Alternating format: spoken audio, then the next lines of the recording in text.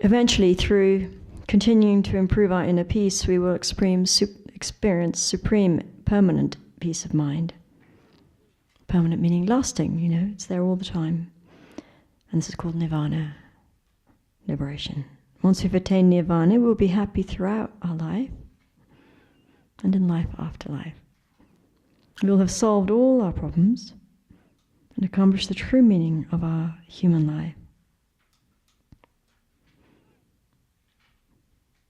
That's just a logical conclusion of training our mind, getting rid of our negative, disturbed states of mind and cultivating, replacing them with positive, peaceful states. We end up liberated from all delusions, free from suffering, and experiencing happiness all the time.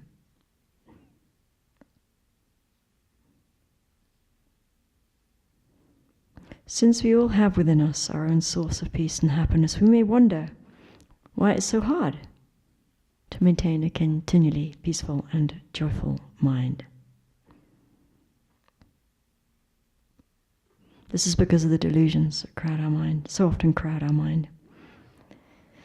So delusions come up pretty much every teaching in Buddhism because they are the enemy, number one principal enemy of all living beings, are delusions. Delusions are distorted ways of looking at ourselves, other people, and the world around us, like a distorted mirror. They reflect a distorted world. The deluded mind of hatred, for example, views other people as intrinsically bad.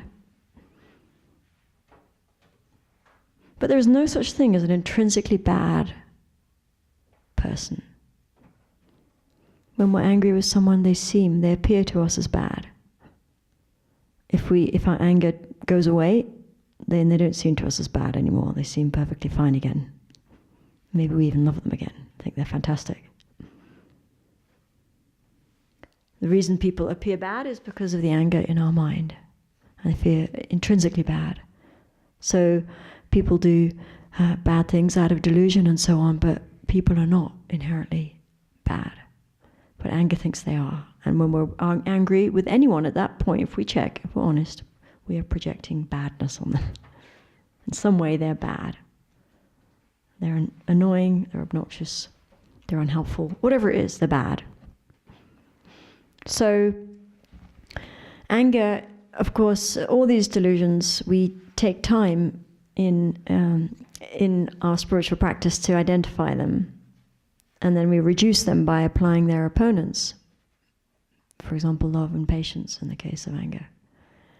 And then we eventually get rid of them altogether through our wisdom, which is coming up.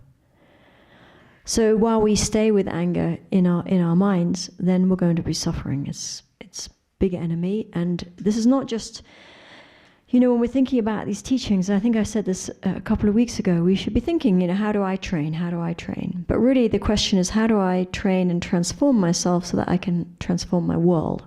I think that's a really important question right now.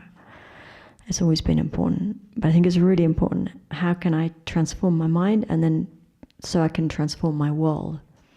Because the point is that anger is right now a very dangerous force in our world, and it leads to the global, the violence everywhere, the resentments that have gone generation after generation.